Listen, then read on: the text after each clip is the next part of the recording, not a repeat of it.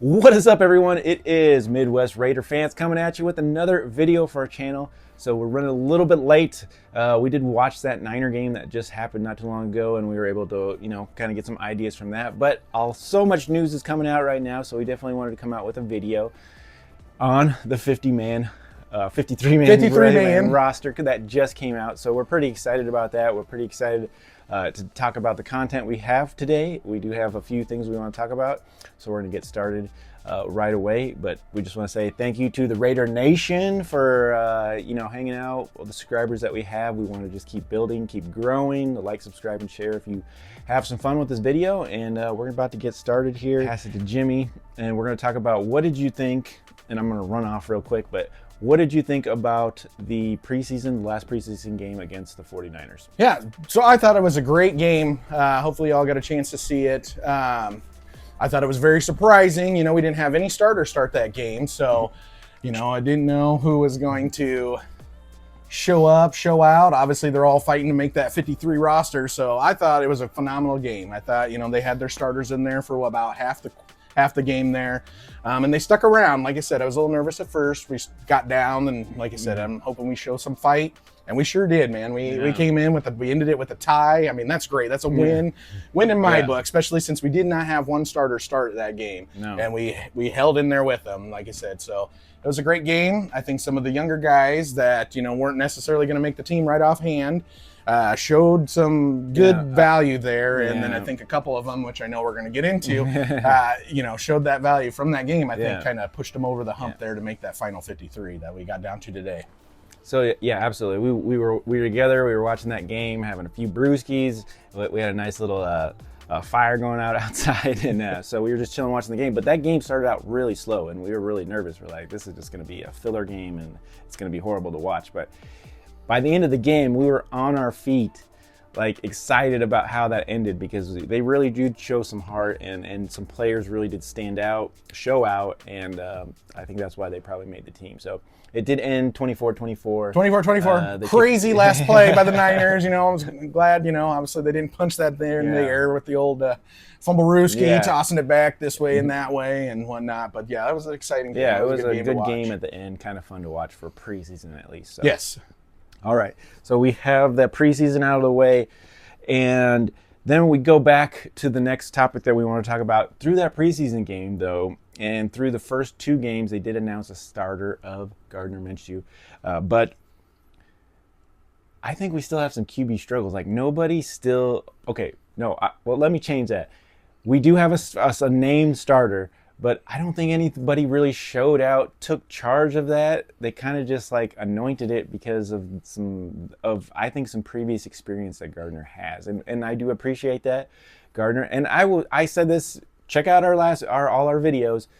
We did say Gardner was probably going to get it through experience, and that's pretty much what it came down to, in my opinion. Yep. No, I 100% agree. Like I said, I think he just got a little better pocket presence. Yes. Than Aiden O'Connell. Like I said, so I think that's the biggest takeaway, honestly. I mean, again, we've looked at the stats. It's ridiculous. They're so equal. We've looked at the stats. Again, like you said, I think we've both been thinking it was going to be Minshew. It is Minshew. And like I said, O'Connell came out and said, he needs to learn the playbook a little bit better. So maybe that had factored into it. Again, we don't know all the ins and outs, and nobody really spoke on that. Yeah. But like I said, we were going to back anybody. It doesn't matter. We're Raiders. We're going to back our team no matter who it is, what our beliefs are.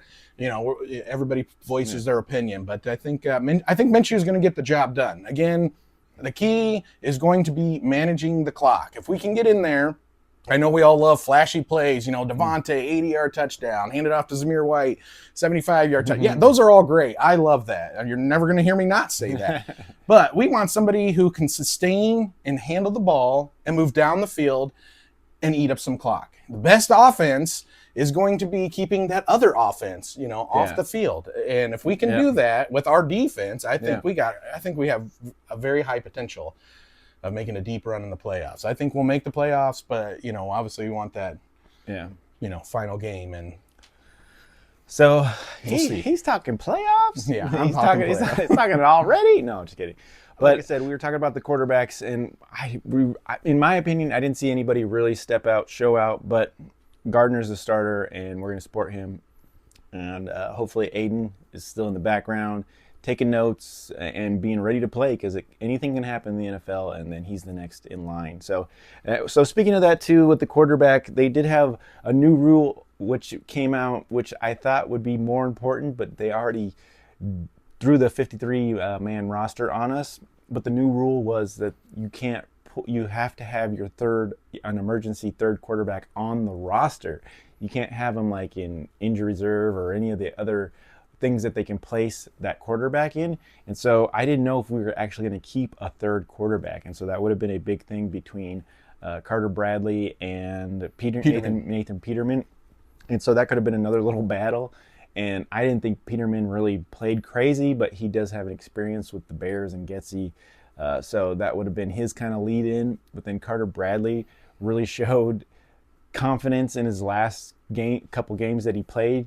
When in the Minnesota game, they didn't even let him throw the ball. So I think they gained confidence in him as well. So I think he had a chance.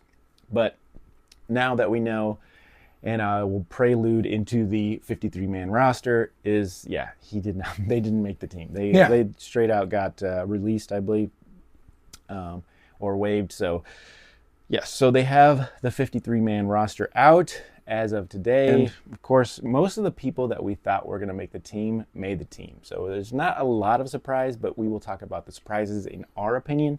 And, some other people might think of some other ones. But when we go straight to the running backs, Dylan Laube did make the team. Alexander Madison, Zamir White, and Abdullah, which I'm super happy about too. Our third down back, which will take care of business. And some of the wide receivers, which were kind of a surprise for us, is Ramel Keaton, and Tyreek McAllister. Yep. Made the team. And then, of course, Devontae, Jacoby, Trey Tucker, and DJ Turner. But McAllister and Keaton, I think, were, borderline, because, I was actually surprised by Keaton because I thought Guyton might actually make the team instead of Keaton, but yeah, if you watch our receivers video, we did talk about that, and I thought Guyton, and it's kind of a surprise. Yeah. And then tight ends, we had a bunch of tight ends, and so Bowers, Bryant, which was from the Browns, and Michael Mayer made the team, and I think Bryant kind of got it from experience. We did have Fotheringham and another guy, I can't think of his name right now, that did get released. But they were with the team last year, and so I was kind of surprised on that too, that one of them didn't make the team. But since they did install a new offense, they're going with people that are understanding the new offense, I'm guessing, better. So we did pick up Harrison Bryant and from the Browns, and he's the one that made the team in the tight end room along with Mayer and Bowers. So then defensively, I didn't see a lot of surprises that really surprised me defensively. Adam Butler made it, of course. Coons, Jenkins, Crosby, Robinson, Wilson. I hope he has a good year this year. I think he's really on the bubble. He's had some injury problems. He was a first-round draft pick. And so hopefully this is going to be his third year, I believe, or second year, third year. But anyways, he's due for stepping up and showing what he can do. So hopefully we can see that from him. I think he's going to have a better year. Yeah. I think with the addition of Wilkins from the Miami Dolphins there, I think, those guys, Kuntz, Crosby, everybody loves Crosby. I'll fight you if you say different, but you know what I mean? You're going to have to double team, some of those guys here and there, and you're going to switch it up, obviously try to confuse them. So I think this is going to be a good year. I think our front line, defensive line is going to be phenomenal. So, absolutely. And then linebackers, Bernie, Diablo, Eichenberg, Amari Gaynor, which is a rookie that we picked up, made the team. Masterson, Spillane. And Kiani Magani. Yeah, I can't pronounce it. I probably slaughtered it, but sorry, But, we made the team. We're still happy for you. Bennett for cornerbacks, Devonshire, Brandon Faison, Hobbs, Jack Jones, and DeCameron Richardson. Sorry if I butchered that too. Safeties, Marcus Epps, Trayvon Morig, Palomalo, and Chris Smith II. So But some of the surprises, of course, were, like I said, Keaton and McAllister. But I think those guys really showed it in that 49er game. If you watch that 49er game, they had some spectacular plays, especially McAllister. Man, he was really lighting he had up. some great Special catches. teams, He was doing good. Special teams and some catches that we kind of fight on which one was the better play, the catch or the punt return, So yeah, I don't know. That catch was amazing. So yeah, I think they made the right decisions on a lot of these, in my opinion. So I'm good with that. I'm gonna have Jimmy just really quick kind of go through maybe some of the players that were released, just so we can kind of have an idea. And then as he goes through them, I might butt in and talk about some players that I was so surprised on. Yeah. So, I think the biggest takeaway is we only kept 2 quarterbacks. I think that with the 2 quarterbacks we have and how equal they are, I think that was good. We didn't reserve a spot on the team for a third quarterback that, hopefully we wouldn't have to see. I don't want to see anybody get hurt, but God forbid both of our starting, top 2 guys get hurt, and then we got to bring in the third guy. Then we have to go find somebody. Yeah. So I'm okay with not having a third quarterback on the team since we, can't put them in those special spots like they did with the rule change. I think, like I said, Guyton's probably one of my biggest takeaways. I thought they would keep him. We all saw what he did last year, had some decent receptions, and then not a whole lot from this preseason. And again, I don't know how many downs he was in there or whatnot. I don't remember him catching but a couple balls. I know he was in there. So I think that was kind of one of the bigger takeaways for wide receiver. The tight ends, Fotheringham, and the other tight end that I can't see right now. Tight end, Fotheringham, and... maybe they released it. Oh, that's Gentry. Oh, Gentry. Those 2 guys were on the team last year. So I was pretty surprised on the tight ends, kind of getting moved on from. So Bryant was kind of a surprise for me. Also, I saw Sam Webb and Brandon Faison. I think they're pretty kind of equal. So, I was surprised to see Faison make the team and Sam Webb not make the team. So that was kind of a surprise to me. But I think, like I said, they're pretty on the same page, in my opinion. So that was a little bit of a surprise. Other than that, most of everybody else was. Let me see if I see anybody else. We'll bring that up. Oh yeah, and then I'll let Jimmy take you to the injured reserve. Yeah. So at first, when they released a 53-man team, I was a little confused because obviously what confused me was the tight ends. I'm like, why do we need 3 tight ends? We have Bowers, we have Mayers. What's the third tight end going to do? Then after thinking about it, if one of those should get injured, they talked about doing double tight end sets. So we're going to need that third one. We're going to need a third one because they're going to be running that a lot, in my opinion. And injuries happen a lot with tight ends, in my opinion. Yeah, so we'll go into that. So that little bit there. So I am happy, with the third tight end there. Again, I think Bowers is going to have a phenomenal season, and same with Mayer. So I'm excited to see what they do, what they can produce, and some of the schemes that we come up with, and take it to those defenses. But the biggest takeaway, Kermit Gate lives on. So yes, Trey Taylor, safety. He's out of the Air Force there. He did make the team. He's on the injured spot, reserve list here. So he can come and play. Again, didn't see a whole lot from him in preseason that I recall in standout plays anyway. I'm sure he was in there different times.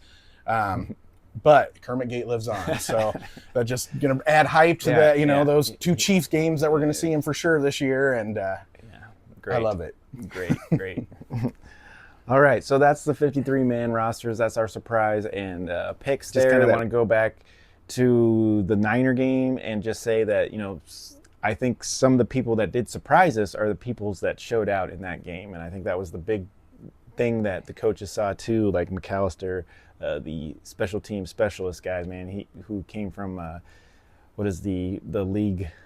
Oh, is it the USFL? Yeah, USFL. Yeah. So absolutely, he did look good in that game, and he was impressive with the catch and the punt return, which we haven't seen in a long time. It reminded me of Tim Brown because we haven't seen a punt returner returning kickbacks, in my opinion, since then, is from what I can remember. So pretty cool, and that kind of aged me right there. So other than that, I think that's about it for this video. Hopefully it was fun, entertaining, and we'll get another video out here really soon because September 8th, baby. Yeah, right Raider Nation, we're getting close to the beginning of the season. So we definitely want to talk about a little team comparison, what we need to do to beat the San Diego Chargers, which won't be much in my opinion. But no, just kidding. We're going to break it down to you.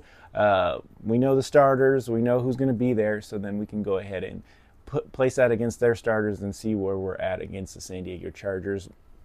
We know who their coach is too, and they're struggling with some behind-the-scenes stuff right now too, and we'll talk about maybe some quarterbacks issues too. Put all that out there and see how we kind of compare with the San Diego Chargers for week 1 of the 2024 season. Super exciting. Finally. We're there. We're there.